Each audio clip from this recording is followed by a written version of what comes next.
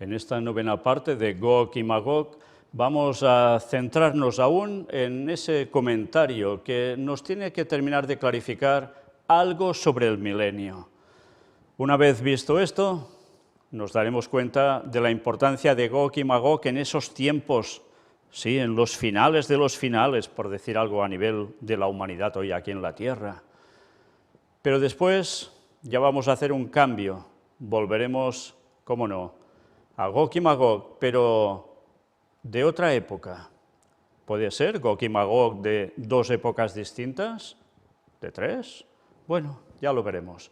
Pero hoy vamos a terminar con lo que verdaderamente es necesario para no tener desengaños en cuestiones religiosas, doctrinales, que son básicas para comprender el contexto de todo lo que venimos presentando, pero sobre todo para prepararnos para el retorno de Cristo, porque lo de hoy tiene mucho que ver con ello. Y si somos engañados, se nos acabó. Vamos a empezar.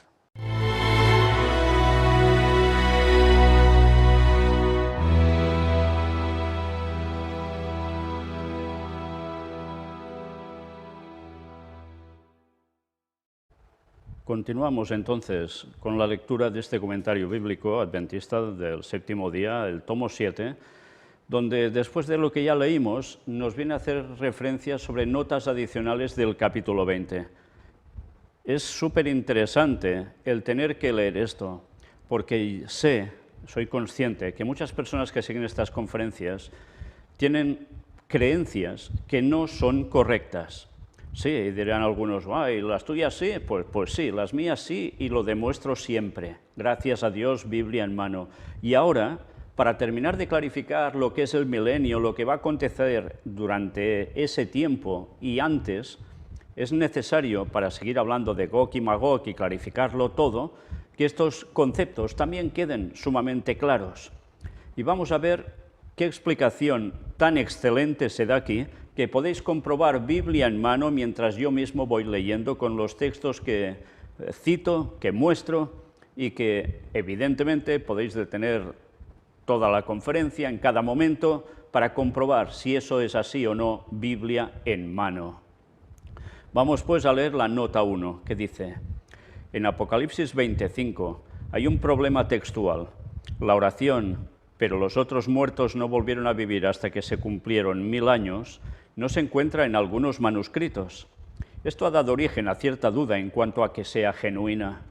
Presentamos un examen de la evidencia textual referente a este problema. Hay 6 manuscritos unciales principales que contienen el libro de Apocalipsis. 1, los papiros de Chester Beatty del siglo III, llamados P47, el testimonio antiguo más importante del libro, y unos pocos fragmentos de papiros. 2, el sinaítico, cuyo símbolo es, ya veis esta letra hebrea, Aleph, que es el 1, del siglo IV. 3, el alejandrino, cuyo símbolo es A mayúscula, del siglo V. 4, el palimpsesto de Efraín, cuyo símbolo es C, del siglo V. 5, el porfiriano, cuyo símbolo es P, del siglo IX o X. Y 6, un manuscrito del Vaticano, cuyo símbolo a veces es B, pero que debe distinguirse del Códice Vaticano del siglo IV, cuyo símbolo es siempre B. Se ha perdido el libro del Apocalipsis del Códice Vaticano, de manera que la deficiencia ha sido suplida con un manuscrito del siglo VIII designado Vaticano, GR 2066, 046 o A 1070. Además de estos documentos unciales, hay muchos manuscritos cursivos de fecha comparativamente tardía. Debe notarse que estos antiguos manuscritos no son todos completos. Algunas de las hojas faltan del todo y otras han sido mutiladas. A veces les faltan secciones enteras. Por ejemplo, como se acaba de notar, se ha perdido todo el libro del Apocalipsis del Códice Vaticano. Los papiros de Chester Beatty, que contienen el Apocalipsis, solo tienen la parte que va desde el capítulo 9, versículo 10, hasta el capítulo 17, versículo 2, y faltan ciertas líneas de estas hojas. El testimonio de estos importantes manuscritos unciales en lo que respecta al capítulo 20, versículo 5, es, por lo tanto, desconocido. Lo mismo sucede con el testimonio del palimpsesto de Efraín, C, y del porfiriano, P, porque falta todo el capítulo 20 en el C y los primeros 9 versículos del capítulo en el P. Esta sección del Apocalipsis también falta en algunos cursivos. Bien, ya veis que sobre el tema de los manuscritos antiguos hay mucha cosa que hay gente que cree, sí, está todo redactado entero. No siempre es así. A veces faltan porciones y eso pues hay que decirlo. Pero gracias a Dios hay otros manuscritos, que pueden ser prácticamente tan antiguos como ese, que resulta que esas palabras que no están en el otro allí aparecen y así se puede complementar todo el texto. La versión Peshito de principios del siglo V nunca incluyó los libros de Segunda de Pedro, Segunda de Juan, Tercera de Juan, Judas y el Apocalipsis, porque la Iglesia siríaca no reconocía su canonicidad. Ya veis qué problemas había también en esos tiempos, ¿eh? No en todos los lugares querían reconocer los textos bíblicos que ahora tenemos como inspirados por Dios, porque entre ellos había también sus discrepancias. El texto del Apocalipsis que aparece a partir de 1627 en las ediciones modernas impresas de la versión Peshito fue tomado de una traducción siríaca posterior conocida como la Arcleana. Por lo tanto, la autenticidad de la oración que estamos considerando debe justipreciarse con los testimonios restantes, que son comparativamente pocos en número. En verdad, los testimonios antiguos del libro de Apocalipsis son mucho más escasos que los de los Evangelios, los Hechos o las epístolas paulinas. Qué interesante, ¿eh? De unos hay más manuscritos que de otros. En los manuscritos que contienen esta sección del Apocalipsis, la cláusula «pero los otros muertos no volvieron a vivir hasta que se cumplieron 1000 años», se omite en el sinaítico, alfa, en unos pocos cursivos y en las versiones siríacas. Se encuentra en el alejandrino A y en el 046 y en gran número de cursivos. Bueno, cuando digo alfa es alef, pero que es el mismo significado que alfa en griego, etc. El proceso por el cual se determina la autenticidad de un texto o de una variante es demasiado complejo para ser tratado aquí, pero con la evidencia disponible, los eruditos aceptan generalmente como auténtica la oración que estamos examinando. Por esta razón aparece en la mayoría de las traducciones. El hecho de que algunos traductores coloquen el pasaje entre paréntesis no significa necesariamente que dudan de la autenticidad del texto. Pueden simplemente considerarlo como un paréntesis. Los redactores del Nuevo Testamento griego, Nestlé Aland, edición 26, considerando como el más minucioso y erudito del Nuevo Testamento de estudio, han incluido esta frase como parte del texto. Por otra parte, los redactores del Nuevo Testamento griego de las Sociedades Bíblicas Unidas, tercera edición, texto en el cual se basan las traducciones de las sociedades bíblicas, incluyen esa frase sin discutir la posibilidad de que no sea parte del texto. De esta forma lo dan como texto establecido, es decir, no consideran digno de mencionar el hecho de que la frase falta en unos pocos manuscritos. Se ha destacado que todo el pasaje tiene un sentido coherente si se omite la oración que consideramos, especialmente si la última parte del versículo 4 se traduce «vinieron a la vida y reinaron con Cristo 1000 años», traducción que permite la sintaxis del griego. Sin embargo, esto no es suficiente de por sí para decidir si es genuino un determinado pasaje. No puede negársele a un autor el derecho de introducir una idea parentética en un pensamiento que de otra manera no tendría brechas. No hay problema entre la oración mencionada y su contexto, porque lo que ella dice está claramente implícito en el contexto, especialmente cuando se estudian otros pasajes de la Escritura relacionados con ella. La Biblia habla de dos resurrecciones principales, la de los justos y la de los injustos. Juan 5, 28 y 29 y Hechos 24, 15. Fijaos que dice dos resurrecciones principales. ¿Por qué? Porque hay otra resurrección que normalmente es pasada por alto por muchos, pero que también está en el texto. Bueno, de eso ya hablaremos en otro momento. Se enseña con toda claridad que la resurrección de los justos será simultánea con la segunda venida de Cristo. Primera de Tesalonicenses 4, del 13 al 17. Sí, Hay la resurrección justo en el momento de la segunda venida de Cristo, no antes. En Apocalipsis 24 se declara de algunos que vivieron y reinaron con Cristo 1000 años. Esta oración debería traducirse, como ya lo dijimos, vinieron a la vida, revivieron, dice la Biblia de Jerusalén, y reinaron con Cristo 1000 años. O sea, es volver a la vida. Por tanto, han resucitado. Si se traduce de esta manera la oración, esta es la primera resurrección, versículo 5, se relaciona en forma lógica con el versículo 4. Cuando el autor llama a esta la primera resurrección, tácitamente indica que habrá una segunda.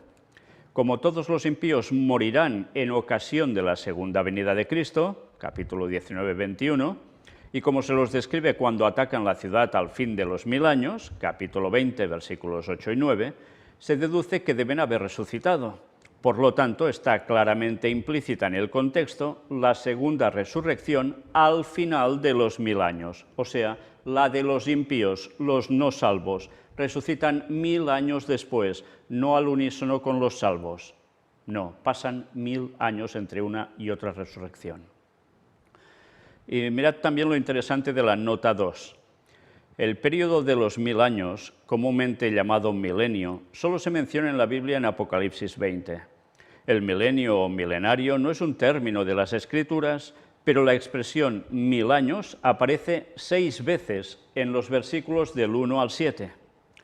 Los comentadores difieren mucho en su manera de entender el milenario.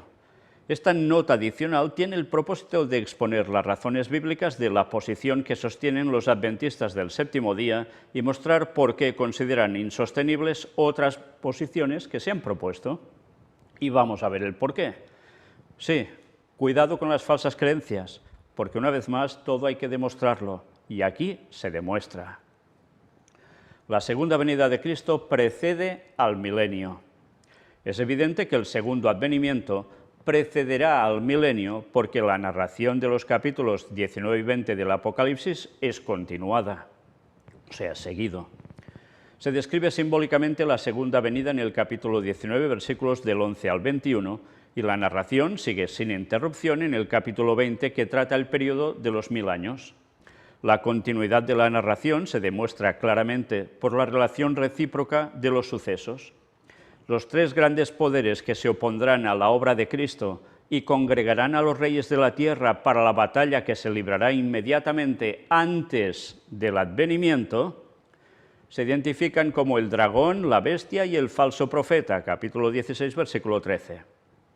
Según el capítulo 19, versículo 19, cuando la bestia y los reyes de la tierra y sus ejércitos se congreguen para hacer guerra contra Cristo en ocasión de su segunda venida, la bestia y el falso profeta serán apresados y arrojados vivos dentro de un lago de fuego que arde con azufre, versículos 20 y 21. La narración del capítulo 20 presenta la suerte del tercer miembro del trío, el dragón. Será atado y lanzado al abismo donde permanecerá por 1000 años. Ya sabéis que el dragón es Satanás. Cualquier definición o descripción del milenio debe basarse en el esquema de la doctrina del milenario que se expone en los capítulos 19 y 20, porque este es el único pasaje de la Escritura que trata directamente esta doctrina. No hay más, Los enemigos de Cristo son muertos en el segundo advenimiento. Cuando la bestia y el falso profeta sean arrojados en el lago de fuego, Apocalipsis 19, 20, los demás, versículo 21, de sus seguidores serán muertos por la espada de Cristo. Estos son los reyes, capitanes y fuertes, y todos, libres y esclavos, pequeños y grandes, versículo 18. Se menciona a estos mismos grupos en relación con el sexto sello, cuando procurarán esconderse del rostro del Cordero, capítulo 6, versículos del 14 al 17. Es el mismo grupo, Porque los cielos se apartarán como un rollo que es envuelto, y todo monte será movido de su lugar, y también las islas. Es obvio que estos pasajes de las Escrituras se refieren al mismo acontecimiento que despedazará la tierra, la segunda venida de Cristo. ¿Cuántos están comprendidos en la muerte de los demás? Del capítulo 19, versículo 21. Según el capítulo 13, 8, Solo habrá dos clases en la tierra cuando Cristo venga por segunda vez.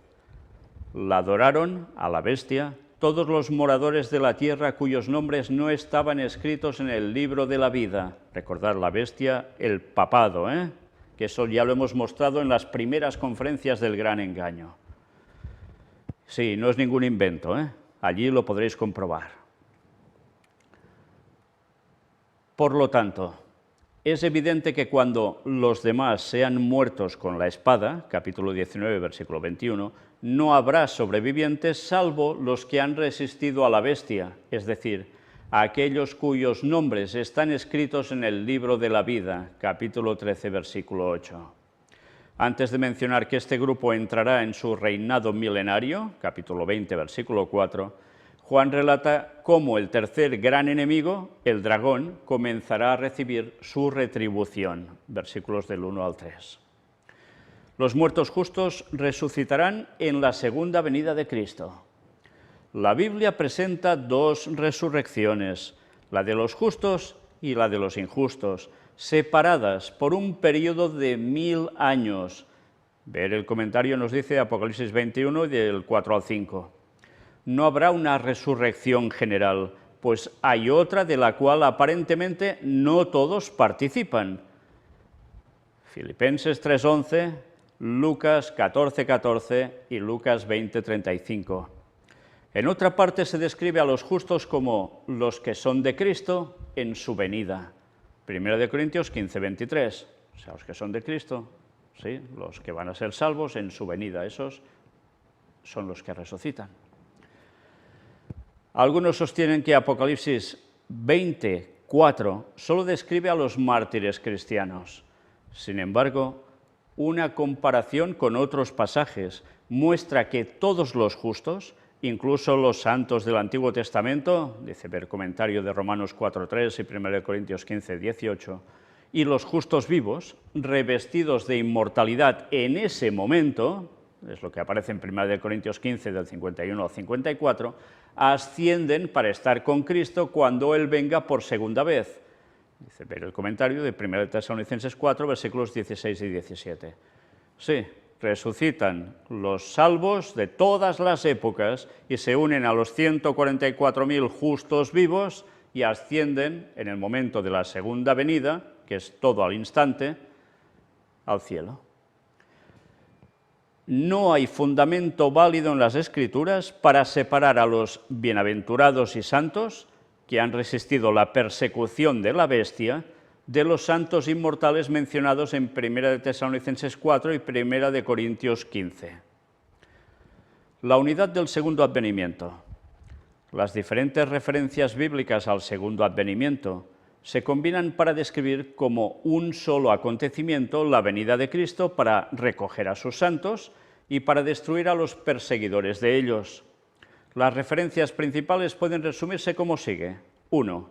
Mateo 24, del 29 al 31. La venida de Cristo será visible sobre las nubes del cielo, después de la tribulación. Jesús enviará a sus ángeles con gran voz de trompeta para juntar a sus escogidos. Sí, esto es lo que hay que tener en cuenta, porque es lo que nos dicen los textos sobre las nubes del cielo y, como no, después de la tribulación.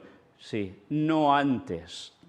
No antes. No hay rapto secreto, para que me entendáis. Eso es una falsa enseñanza. Y si Dios quiere, algún día presentaremos todo un tema muy, pero que muy extenso, mostrando y demostrando de dónde procede esa falsa creencia que prácticamente ahora ya cree todo el mundo evangélico, tristemente. Porque antes, en sus inicios, no creían eso, creían esto. Pero bien, sigamos. Bueno, y por cierto, esto es vital saberlo. Algunos dirán, bueno, ¿y qué más da? Cuando venga todo esto y suceda, ya lo veremos. No, es que es vital conocerlo ahora para no ser engañados por el diablo con esas falsas doctrinas, porque el diablo está preparando algo, y es lo que tratamos en Puertas Dimensionales, que hará caer al mundo de cuatro patas, y eso incluye a los del falso profeta, que es el protestantismo apóstata que se ha apartado de la verdad. Por eso debemos conocer la verdad, para no ser engañados, porque eso no es cuestión de esperarlo en el tiempo a ver qué será. Hay que conocerlo ahora porque está claramente revelado para no caer en el engaño satánico que prepara, que va a hacer perder prácticamente a todos. Sigamos, el punto número 2, 1 Corintios 15, 23 y versículos del 51 al 53.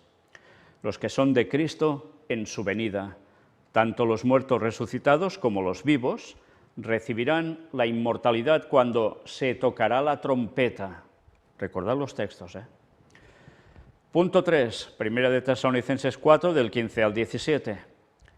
El Señor descenderá con trompeta de Dios para resucitar y arrebatar a los muertos en Cristo, junto con los que viven y los que quedan hasta el día de su venida. Sí, junto con ellos. Ese es el momento del arrebatamiento. No se van los vivos antes que van a ser salvos y que desaparecen de la tierra como por arte de magia. No, eso no va a ser así. Si algo de eso se produce, sabed que eso no proviene de Dios y ya sabéis que va asociado a fenómenos ovni, abducciones y demás. Tenedlo claro, por favor. Sigue diciendo: serán arrebatados en las nubes para recibir al Señor en el aire, para estar siempre con el Señor. Por tanto, para recibir al Señor en el aire. ¿Qué quiere decir eso? Que el Señor no pondrá su pie en tierra en su segunda venida, sino que nosotros vamos a ser arrebatados, ascendidos, hasta llevarnos donde estará Él, con lo que habrá venido, donde esté subido. ¿Entendéis? Lo que se habla como las nubes. También hemos tratado de eso en Puertas Dimensionales. Bien, por tanto, ese es el momento del arrebatamiento. No hay rapto secreto. Punto 4, 2 Tesalonicenses 1, versículos del 6 al 8. La Iglesia recibirá reposo de la persecución cuando Cristo sea revelado desde el cielo con los ángeles de su poder en llama de fuego para castigar a los que no obedecen el Evangelio. Sí, es cuando son destruidos, en la segunda venida de Cristo, con ese resplandor, esa gloria, ese fuego, los impíos quedan fulminados. Punto 5, 2 Tesalonicenses 2, versículos del 1 al 3 y 8. La reunión con Él, Cristo, respecto a la cual los tesalonicenses estaban turbados, no vendrá hasta después de la apostasía y la revelación de aquel inicuo, el anticristo, que será destruido con el espíritu de su boca, de Cristo, y el resplandor de su venida. Sí, ya hablamos también sobre estos textos en los temas la paz de Dios, recordadlo. Punto 6, Apocalipsis 1, 7. Su venida será con las nubes y visible para todo ojo, sí, no ojos espirituales, todo ojo, físico, literal, todo el mundo lo verá. Por tanto, eso de que Jesús ya vino espiritualmente y se lo debe ver con los ojos del entendimiento es mentira. Eso es contrario a la palabra de Dios. No os dejéis engañar, ni testigos de Jehová, ni historias. Esto no es cierto. Punto 7, Apocalipsis 14, versículos del 14 al 20. Cuando Cristo venga, recogerá una doble cosecha, los justos y los impíos. Punto 8, Apocalipsis 19, 11 a 20, versículo 6.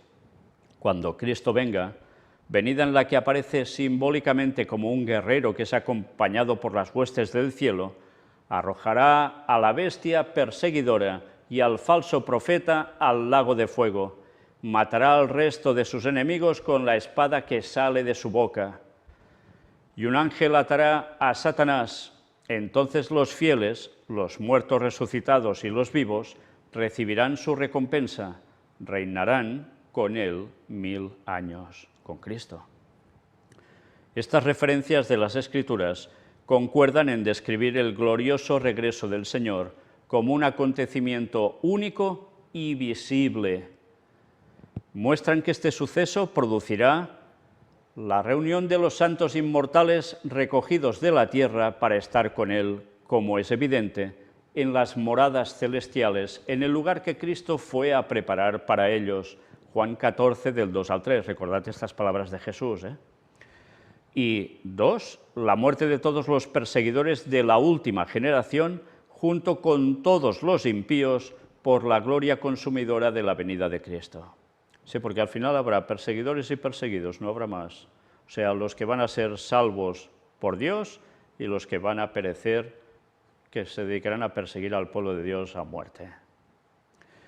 Por lo tanto, es evidente que cuando comiencen los 1000 años, solo habrá dos grupos de seres humanos: los que han sido llevados al cielo revestidos de inmortalidad y los que quedaron muertos en la tierra desolada y oscura.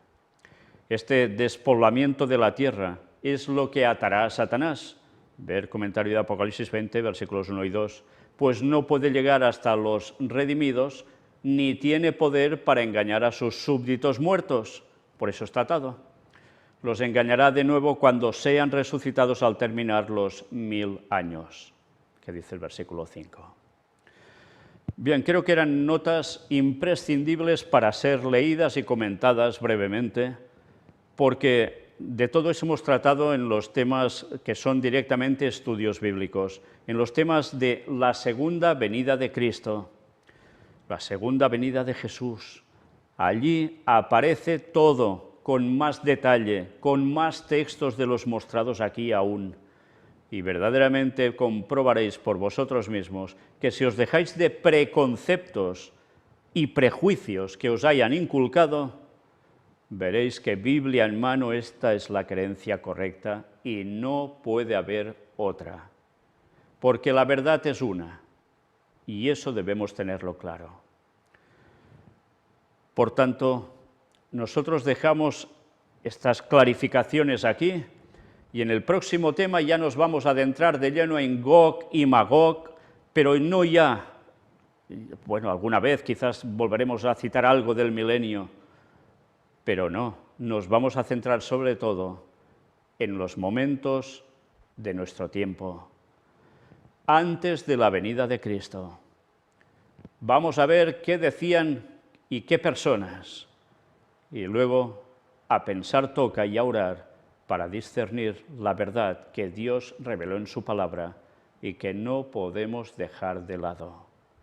Maranata 2031. Qué poco queda ya para que el Señor vuelva. Dios os bendiga.